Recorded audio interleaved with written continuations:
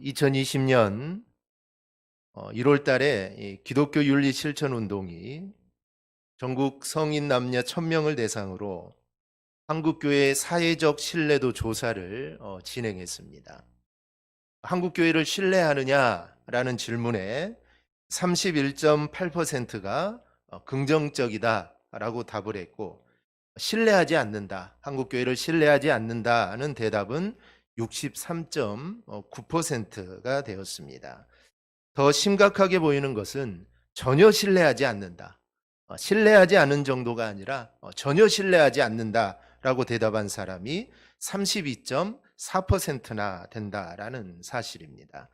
일반적으로 사람들은 설문조사에 응할 때 이 극단적인 대답을 하지 않는 편입니다. 예를 들어서 음식을 먹고 이 음식의 맛을 평가할 때 보통 맛있다라고 평가를 하고, 맛이 없어도 뭐 괜찮네요, 뭐 먹을만 하네요, 이렇게 말을 하지, 맛이 없다고 정말 맛이 없네요 라고 표현하는 사람은 극히 드뭅니다. 그런데 32.4%가 한국교회를 전혀 신뢰하지 않는다라고 이렇게 답했다는 겁니다. 특히 30대에서 40대는 4명 중에 3명이 한국교회를 불신한다라고 이렇게 응답을 했습니다. 응답자들은 한국교회가 세상과의 소통도 원활하지 않고 사회 통합에도 기여하지 않고 있다며 배타적인 모습으로 신뢰를 잃고 있다라고 이렇게 인식을 하고 있습니다. 그리고 교회가 신뢰를 회복하기 위해서 그럼 어떤 사회적 활동을 해야 할지 여기에 물었는데, 윤리와 도덕 실천 운동이 약 50%, 봉사 및 구제 활동이 30%, 환경, 인권 운동이 8.4% 정도로 이렇게 나왔습니다. 이 조사는 코로나19가 시작되기 전에 한 것입니다. 지금은 코로나19가 정말 광풍처럼 지나간 지금, 만약에 한국교회에 대해 다시 묻는다면 어떤 대답이 나올까요? 지난 8월 13일부터 20일까지 성인 1000명을 대상으로 코로나19의 종교 영향도 및 일반 국민의 기독교 즉 개신교 인식 조사라는 설문조사가 있었습니다. 조사 결과 코로나19 이전과 이후 이 종교별 신뢰도 변화를 묻는 질문에 응답자 63.3%가 개신교에 대한 신뢰도가 더 나빠졌다라고 이렇게 답을 합니다. 비슷하다가 34.8%, 더 좋아졌다가 1.9%에 불과했습니다. 이 안에는 기독교인도 있었겠죠. 그런데 더 좋아졌다는 1.9%밖에 나오지 않았다는 겁니다. 이와 관련하여서 이 코로나19 사태에 대해서 개신교가 얼마나 잘 대응하고 있느냐 질문에 응답자의 78%가 잘못하고 있다, 잘하고 있다는 17.5%밖에 되지 않았습니다. 또 예배 시 교회 방역과 감염 예방 수칙 준수, 교회를 향한 정부와 사회 요구에 대한 적절한 대응에 대해서도 69.5%, 74.5%가 잘못하고 있다라고 이렇게 대답을 합니다.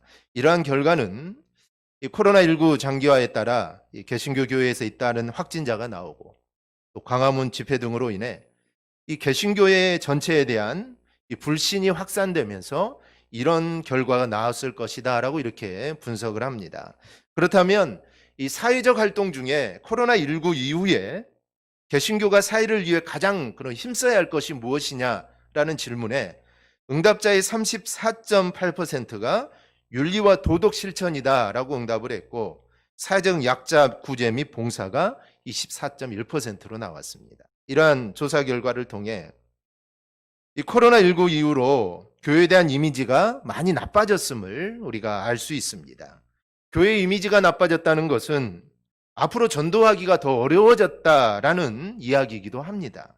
그래서 코로나가 지나간 후에 언젠가는 코로나가 지나가겠죠. 이제 코로나가 뭐 감기와 같이 그렇게 아프면 약을 먹고 또 치료하면 이제 넘길 수 있는 뭐 그런 시대가 올 겁니다. 아니면 완전히 코로나가 다른 질병과 같이 완전히 사라질 수도 있습니다. 이 코로나가 지나간 후에 교회가 시급하게 해야 할 첫 번째는 신뢰도를 회복하는 것입니다. 그것도 교회가 자리 잡고 있는 이 지역사회에서 교회의 신뢰도를 회복하는 것이 이게 정말 중요합니다. 왜냐하면 교회는 지역사회를 떠나 세워질 수 없기 때문입니다. 대강교회는 이 신월동이라는 지역 안에 있습니다. 신월동 안에 살아가는 사람들을 하나님께로 인도하는 구원의 방주의 역할을 감당해야 되는 것이 바로 대강교회입니다. 그렇기 때문에 신월동을 떠나서 신월동과 별개의 삶을 대강교회는 살아가서는 안 된다는 것입니다. 그러므로 교회에 대한 신뢰도가 회복되어야 전도의 문도 열리게 되고 부흥의 날도 오게 될 것입니다. 그래서 우리는 이제 지역사회에 조금 더 관심을 가지고 우리가 섬겨야 할 것입니다. 이것이 힘든 일이고 또 쉽지 않은 일이지만 우리가 예수님의 마음을 가지고 우리 모두가 함께 이루어 나가야 될 그런 하나의 또 목표 중에 하나입니다. 이제 이런 목표들이 코로나를 통해 또 우리 안에 세워지게 된 것입니다. 그런데 우리가 부부지간에 또 부모 자식 간에도 또 형제자매 간에도 서로 마음을 몰라줄 때가 있습니다. 이 정도 말하면 아는 것 아닌가라는 것도 몰라주면 섭섭하기 마련입니다. 광고 중에 리얼 스토리, 리얼 부부 스토리라는 광고가 있습니다. 아마 광고를 통해 보셨을 텐데요. 광고를 보면 이들 부부는 결혼 4년 차입니다. 그런데 자신에게 맞는 점이 하나도 없다라고 이야기를 합니다. 남편이 생각할 때 아내는 자기한테 맞는 게 하나도 없고 아내도 남편이 자기한테 맞는 게 하나도 없다고 합니다. 남편이 외출하는 아내를 재촉합니다. 아내는 이 옷도 걸쳐보고 저 옷도 거울에 비춰보면서 어떤 옷이 잘 어울릴까 이렇게 비춰봅니다. 그때 남편이 한마디 하죠. 야, 그거 예뻐. 아무거나 입어. 다 똑같다. 다 똑같아. 이렇게 말을 합니다. 그러자 아내가 뭐라 했을까요? 나 안 가. 자기 안 간다는 겁니다. 그래서 남편이 한마디 더 하죠. 왜 안 가냐는 것이죠. 왜 안 가냐는 것이죠. 남편이 출근 준비는 안 하고 밤새도록 게임을 합니다. 그래서 이제 조금만 더 하면 되는데 우리 남자들 조금만 더 하면 이제 레벨업 시킬 수 있는데 조금만 더 하면 되는데 아내가 전기 코드를 빼버립니다. 서로가 서로의 마음을 몰라주는 것입니다.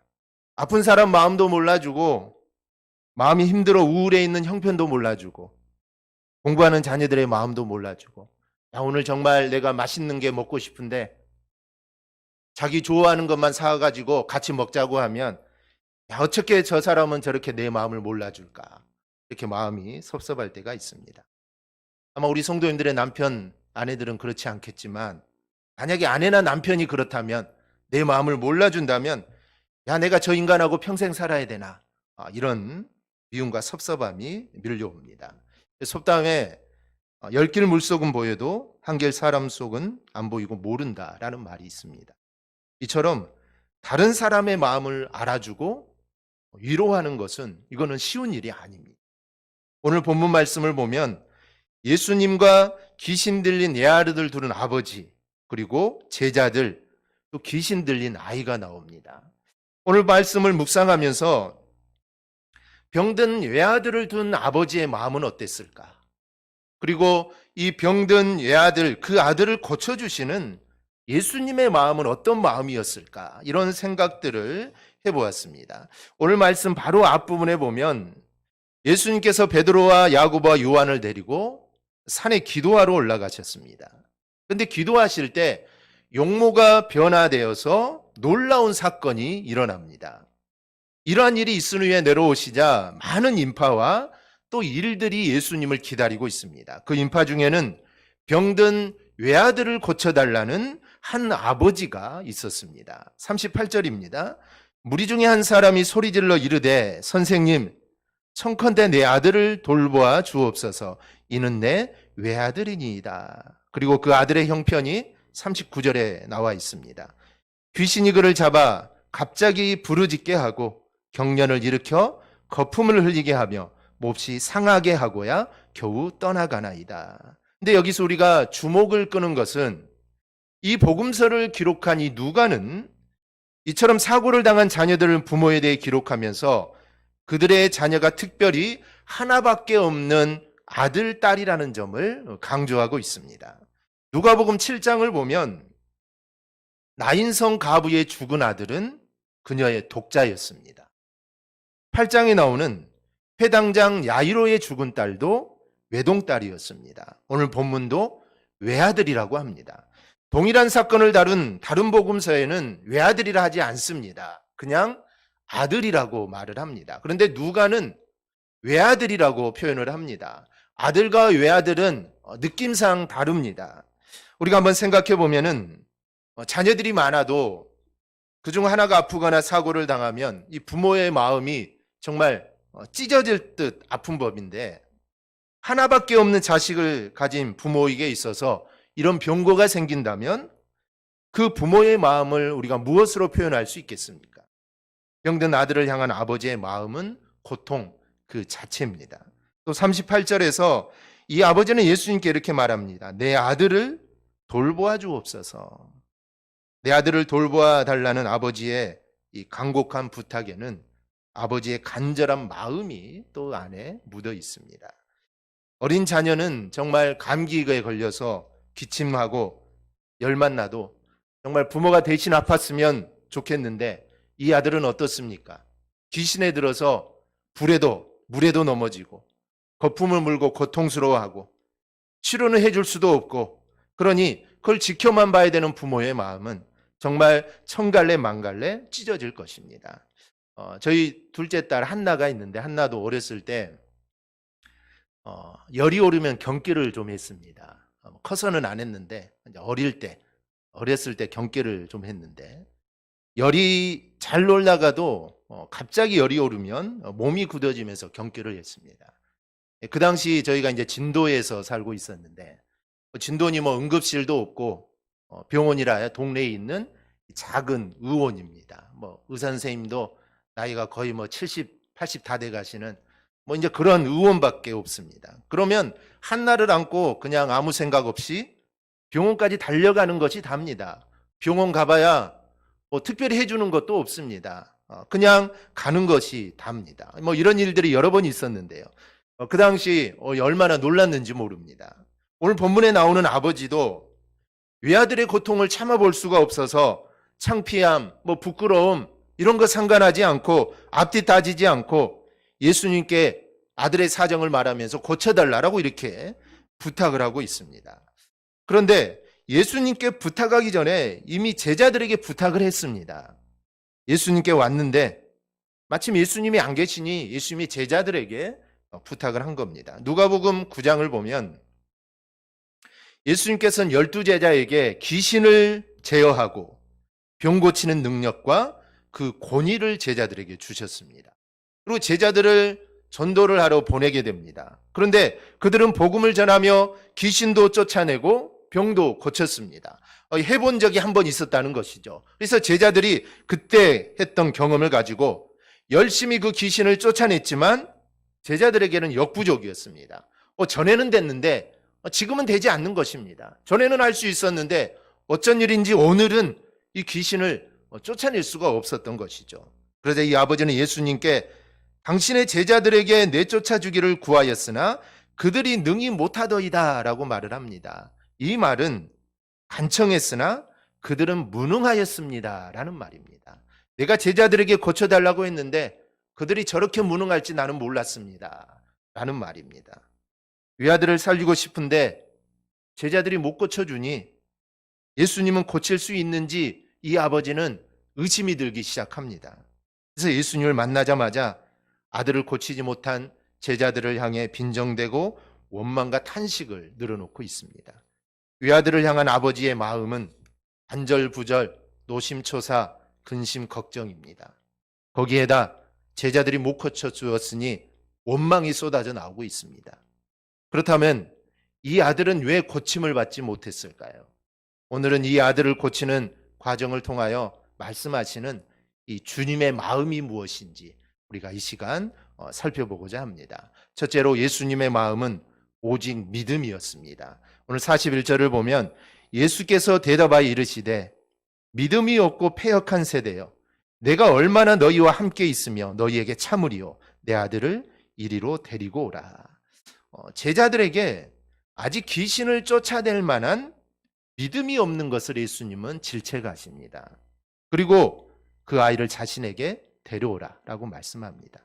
이러한 치유의 역사, 즉 귀신을 쫓아내거나 병든 자를 고치는 것, 이거는 이제 예수님이 떠나시면 제자들끼리 남겨져서 해야 할 일들입니다. 왜냐하면 언제까지 예수님이 그들과 함께 할 수 없기 때문입니다. 그런데 지금 제자들은 그것을 알지를 못합니다. 자신들이 언제까지 예수님과 함께 있을 거다라고 이렇게 생각을 합니다. 하지만 이제 얼마 있지 않으면 주님은 십자가에 죽으실 겁니다. 그리고 부활하실 거지만 부활하신 후에 예수님이 원래 자신의 자리인 하늘나라로 승천하게 되실 겁니다. 그러므로 제자들에게 예수님이 하신 일과 그런 일을 할 수 있는 그런 믿음과 능력을 갖추는 것이 아주 매우 시급한 일입니다. 그런데 제자들에게는 그런 다급함이 없습니다. 왜냐하면 예수님이 지금 옆에 계시기 때문입니다. 그러나 예수님의 마음은 지금 제자들이 정말 든든한 믿음의 사람이 되어서 내가 지금 이 자리를 비워도 정말 제자들끼리 내 사역을 이어서 잘 감당해 나갈 수 있는 것, 이거를 오늘 주님은 원하시고 계십니다. 그런데 제자들은 전혀 그런 예수님의 마음을 알지 못했고 예수님의 마음에 들지 못했습니다. 이런 마음은 제자들만이 아닌 오늘 우리에게도 바라시는 마음입니다. 신앙생활하면서 이 믿음이 자라지 않는 것은 이건 정말 큰 문제입니다. 왜냐하면 오늘 주님이 이 제자들의 믿음 없음을 책망하셨기 때문에 이 믿음이라는 것은 정말 중요한 것입니다. 지금까지 예수님을 3년 동안 따라다녔던 제자들이지만 주님이 원하시는 믿음이 그들에게 없었다는 것이죠. 그래서 그들을 책망하신 것입니다. 그러니 다른 무엇보다도 우리의 믿음이 자라기를 축원합니다. 어린아이와 같은 믿음에서 우리가 벗어나서 정말 스스로 교회를 돌보고 나약한 성도들을 돌아보고 스스로 전도하고 헌신하는 이 믿음의 성도들이 되시기를 바랍니다. 작은 일에 시험받고 정말 별것 아닌 것에 마음 상해하지 마시고 오히려 예수님의 마음으로 성도들을 위로하고 섬기는 정말 든든한 믿음의 주님의 제자들이 되시기를 바랍니다. 그러기 위해서는 하나님을 온전히 신뢰하는 믿음이 우리 가운데 있어야 합니다. 우리가 새벽 시간에 출애굽 기서를 살펴보고 있습니다. 이스라엘이 출애굽을 해서 또 홍해를 건너고 애굽 군사들이 홍해에 수장되는 정말 드라마틱한 그 과정들을 우리가 살펴보고 있습니다. 이스라엘 백성이 하나님의 인도하심을 따라 출애굽을 하게 됩니다. 그런데 얼마 가지 못해 홍해바다가 자신들의 앞길을 가로막고 있습니다. 뒤를 돌아보니 애국 군대가 자신들을 죽이기 위해 달려오고 있습니다. 이때 필요한 것이 무엇일까요? 하나님을 온전히 믿는 믿음이 필요합니다. 앞으로 가면 물에 빠져 죽게 될 겁니다. 뒤로 가면 애국 군사들의 칼에 죽게 됩니다. 이러지도 못하고 저러지도 못하는 그런 상황에 놓여 있습니다. 하지만 인간의 힘으로는 할 수 없는 상황도 하나님이 하시면 가능합니다. 그래서 하나님을 원망하고 모세를 원망하고 애굽에 매장지가 없어서 우리를 이 광야에서 죽게 하느냐, 우리가 애굽으로 돌아가자 이렇게 외치는 그들에게 모세가 무엇이라고 말합니까? 출애굽기 14장 13절 4절을 보면 모세가 백성에게 이르되 너희는 두려워하지 말고 가만히 서서 여호와께서 오늘 너희를 위하여 행하시는 구원을 보라. 너희가 오늘 본 애굽 사람을 영원히 다시 보지 아니하리라. 여호와께서 너희를 위하여 싸우시리니 너희는 가만히 있을지니라. 아멘. 즉 가만히 있으라는 겁니다. 가만히 있어서 하나님이 행하시는 구원을 너희의 두 눈으로 똑똑히 보라라고 말을 합니다. 즉 다른 거 할 필요 없습니다. 홍해를 헤엄칠 필요도 없고 애굽의 군대와 싸우기 위해 무기를 들 필요도 없습니다. 왜냐하면 하나님이 대신 싸워주실 것이기 때문입니다. 그러므로 만일 여러분에게 어떠한 문제가 있거든 주저하지 마시고 모두 하나님께 가지고 나아오시기를 바랍니다. 그리고 문제나 상황이 아무리 어렵더라도 우리가 조금 더 흔들리거나 의심하지 않기를 바랍니다. 왜냐하면 인간으로는 정말 불가능한 일이지만 만유를 지으시고 다스리시는 하나님에게는 모든 것이 가능하기 때문입니다. 이런 믿음이 우리에게 있어야 합니다. 그런데 여기 환자나 아비도 그런 믿음이 없었습니다. 제자들도 없었죠. 다급할 때는 지푸라기라도 잡기 마련인데 이 귀신 들린 자의 아비는 예수님께서 아들을 고쳐주실 것이라는 믿음을 갖지 못했습니다. 즉 예수님의 제자들도 못 고쳤으니 아마 예수님도 고치기는 힘들 거다라는 그런 생각을 합니다. 이런 믿음을 가지고 있는 이 아비에게 예수님께서 이렇게 말씀을 합니다. 동일한 본문인 마가복음 9장 23절을 보면 할 수 있거든이 무슨 말이냐, 믿는 자에게는 능히 하지 못할 일이 없느니라. 그러자 이 아버지는 소리를 지르며 이렇게 말합니다. 24절입니다. 곧 그 아이의 아버지가 소리를 질러 이르되 내가 믿나이다, 나의 믿음 없는 것을 도와주소서. 지금까지 가졌던 불신앙적인 그 모습을 버리고 옆에 있는 사람의 시선도 아랑곳하지 않고 소리를 지르며 고백합니다. 결국 이 아비에게 믿음이 확실해졌을 때 예수님께서는 이 아이를 고쳐주셨습니다. 하나님의 일은 믿음이 있을 때 역사가 일어납니다. 그래서 주의 일은 믿음으로 해야 합니다. 인간적인 방법이나 생각으로 하나님의 일은 절대로 해서는 안 됩니다. 문제가 생길 때 문제를 해결할 수 있는 길은 오직 믿음밖에 없습니다. 우리가 주님 앞에 나가는 것도 그냥 나가서는 안 됩니다. 믿음을 가지고 우리가 주님 앞에 나가야 합니다. 예수님께서는 지금 그것을 가르쳐 주고 계시는 겁니다. 예수님 앞에 나와도 믿음이 없으면 아무 소용이 없습니다. 그래서 예수님께서 자주 하시는 말씀이 있습니다. 내 믿음이 너를 구원하였다라는 말씀입니다. 12해 동안이나 혈루증을 앓았던 여인에게도, 여리고의 맹인 바디메오에게도, 예수님께 향유를 부은 여인에게도, 10명이 고침을 받았지만 예수님께 감사하러 온 한 나병 환자에게도 내 믿음이 너를 구원하였다라고 말씀을 하십니다. 예수님께서 살리신다는, 예수님께서 고치신다는 믿음이 있어야 구원받습니다. 우리의 병이 치료받는 것, 이것도 중요하지만 더 중요한 것은 구원이죠. 하나님을 향한 믿음이 있어야 우리가 구원을 받습니다. 우리의 육신이 건강해지는 거, 근데 이건 평생 가는 건 아니죠. 다시 아플 수도 있고 언젠가는 죽게 됩니다. 그런데 죽음 이후에 우리의 삶을 결정하는 것은 내가 구원을 받느냐, 구원을 받지 못하느냐. 구원받는 자는 영원히 천국에서 삶을 살지만 구원받지 못한 자는 영원한 지옥에서 고통을 당하며 살게 될 것입니다. 그렇기 때문에 중요한 것은 믿음입니다. 이 믿음이 있어야 우리가 구원을 받습니다. 또 예수님께서 함께 하신다는 믿음이 있어야 역사가 일어납니다. 성경에 일어난 역사들은 다 그렇게 믿음을 가진 자를 통하여 하나님께서 역사하는 일들입니다. 믿음이 없는 자를 통하여 역사하시는 일들이 있습니까? 없습니다. 믿음 있는 자들을 통하여 역사했던 일들이 성경에 다 기록되어 있습니다. 그러니 우리는 그런 믿음을 우리는 가져야 합니다. 그러면 믿음이 생기지 않으면 어떻게 해야 될까요? 답은 하나입니다. 기도하는 겁니다. 우리가 그러면 하나님께서 믿음을 주십니다. 마태복음에는 이 사건 후에 제자들이 예수님께 여쭤봅니다. 오늘 누가복음에는 나오지 않지만 마태복음에는 제자들이 묻습니다. 우리는 왜 귀신을 쫓아내지 못한 것입니까? 왜 우리는 귀신을 쫓아내지 못했습니까? 이제 주님이 믿음이 작아서 그렇다라고 말씀을 합니다. 반면 마가는 기도 외에는 안 된다라고 이렇게 말을 합니다. 그런데 마가가 말하는 기도는 믿음과 연관성이 있습니다. 기도가 무엇입니까? 기도는 하나님의 능력과 은혜를 신뢰하고 구하는 것이 믿음입니다. 즉, 기도는 믿음의 신실한 표현이 기도입니다. 믿지 않으면 기도하지 않습니다. 아니, 기도할 수 없죠. 응답을 믿지 않는데 어떻게 기도할 수 있겠습니까? 응답을 확신하지 않는데 기도해서 뭐 하겠습니까? 즉, 응답의 확신을 믿는 자가 기도하는 것입니다. 그러니 주님을 온전히 의지하는 이 믿음을 우리가 가질 수 있기를 바랍니다. 그리고 온전한 믿음을 위해서 우리는 기도해야 합니다. 그리하여 주님이 바라시는 그런 믿음의 모습으로 살아가기를 주님의 이름으로 축원합니다. 둘째는 예수님의 마음은 십자가와 사명에 있었습니다. 산에서 모세와 엘리야를 만난 가운데 죽음에 대한 말씀을 나누고 내려오셨습니다.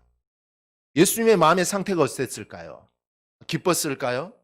너무 즐거웠을까요? 아니죠. 예수님의 마음의 상태는 무척 초조하고 괴로우셨을 겁니다. 그런데 제자들은 사람들과 자기 문제에만 급급하지 예수님의 마음을 알아보는 자는 단 한 명도 없었습니다. 그저 예수님이 행하신 기적과 이 표적에만 관심이 있었습니다. 43절 말씀 그대로입니다. 사람들이 다 하나님의 위엄에 놀라니라. 그들이 다 그 행하시는 모든 일을 놀랍게 여길세. 물론 놀라운 일입니다. 놀라운 일이죠. 산에서 있었던 일도 놀라운 일이고 지금 이 일도 놀라운 일입니다. 그러나 제자들이라면 이런 이적과 기적에만 마음을 둘 것이 아니라 지금 예수님의 마음이 어떠실까?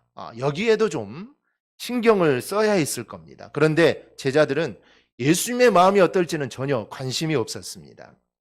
물론 예수님께서 제자들에게 당신의 마음을 알리지 않았다면 아무리 제자들이라고 해도 예수님의 마음을 모를 겁니다. 그런데 예수님은 여러 차례 제자들에게 당신의 마음을 알려주셨습니다. 다른 곳에 예를 들지 않더라도 44절에 보면은 예수님은 제자들에게 이 말을 너희에게 담아두라 하시면서 인자가 장차 사람들의 손에 넘겨지리라 라고 말씀을 합니다. 어떤 말을 귀에 담아두리라는 말일까요? 귀신 들린 자의 아비가 하는 말을 마음에 담아두라는 말일까요? 아니면 이적과 관련된 이 내용을 너희의 귀에 담아두라는 말일까요? 아닙니다. 오늘 예수님의 말씀은 인자가 장차 사람들의 손에 넘겨지리라, 이 말씀을 너희의 귀와 너희의 마음에 담아두라는 말씀입니다. 이것은 십자가의 사건과 십자가를 통해 이루실 주님의 사명을 의미합니다.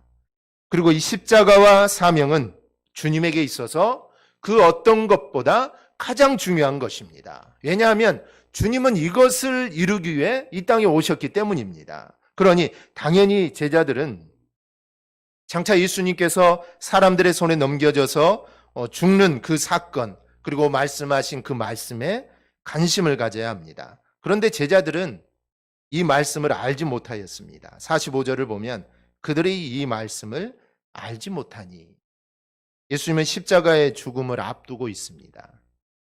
산에서 기도하신 것도 십자가의 죽으심을 극복하기 위함입니다. 인간의 몸을 입고 이 땅에 오셨기 때문에 그 십자가의 죽음이 얼마나 고통스럽겠습니까? 아직 십자가에 달리지는 않았지만 그 십자가만 생각해도 정말 예수님의 마음이 얼마나 떨리겠습니까? 그런데 그걸 극복하기 위해서 기도하러 올라가신 겁니다. 하지만 예수님 옆에 붙어 함께 있던 제자들은 전혀 예수님의 마음을 알지 못하였습니다. 용모가 변하고 옷이 휘어지고 모세와 엘리야도 목격하고 구름 속에 하나님의 음성도 직접 듣고 두려워 떨리는 일을 경험해도 예수님의 처해 있는 형편을 알고 위로해 줄 수 있는 제자는 단 한 명도 없었습니다. 그저 제자들은 거기에다 집을 짓고 살자는 말뿐이었습니다. 전혀 예수님의 마음을 알아주지 못하고 있습니다. 우리가 부부지간에도 서로 마음을 몰라줄 때가 있습니다. 세상에서 자녀들도 부모님의 마음을 다 알 수 없습니다. 부모님은 못 먹고 못 쓰고 못 입어도 자식들에게 헌신을 다합니다. 그런 부모의 마음을 헤아려 드릴 수 있는 자녀가 과연 얼마나 되겠습니까? 그런데 그 부모님이 돌아가신 후에야 비로소 깨닫게 됩니다. 제자들이 지금 딱 그 짝입니다. 아직은 예수님이 옆에 계시니까 그 예수님의 마음을 알지 못합니다. 이 제자들 이제 나중에 예수님이 죽으시고 부활하신 후고 그 다음에 승천하시고 성령을 받은 후에야 이제 그때서야 그 예수님의 마음을 알게 됩니다. 주님의 마음은 오직 십자가에 맞춰져 있는데 제자들은 알지 못한 겁니다. 그리고 또 하나는 어떠한 상황에서도 자신이 가야 할 사명의 길을 잃지 않았던 주님의 모습입니다.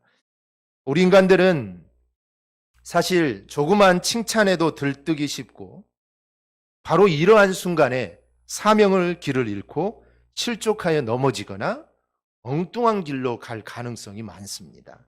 여러분 사울을 보십시오. 그는 처음에 매우 겸손한 사람이었습니다. 사울만큼 겸손한 자가 어디 있었습니까? 그래서 이스라엘 초대왕이 되는 영광까지 누렸던 사람입니다. 그런데 그 승전을 거듭하자 그는 교만해져서 자신의 승전비를 세우는 등 본분을 망각한 길을 갔다가 결국 왕위 자리에서 쫓겨나는 그런 꼴을 당하게 됩니다. 이처럼 자신의 본분과 사명을 망각하는 자는 실패자가 될 수밖에 없습니다. 그러므로 우리는 이처럼 상황이 좋을 때나 어려울 때나 늘 성도로서 받은 우리의 사명과 본분의 길을 잊지 않도록 우리는 주의해야 할 것입니다. 우리는 어떠한 상황 속에서도 정말 흔들리지 않았던 이 주님의 모습을 우리가 다시 한번 새겨야 합니다. 그래야 우리도 주님처럼 하나님 나에게 맡겨주신 일에 대한 사명감을 가지고 우리가 정말 끝까지 갈 수 있어야 합니다. 그래야 마침내 하나님의 영광의 나라에서 생명의 면류관을 받는 우리 성도들이 되기를 주님의 이름으로 축복합니다. 말씀을 맺습니다.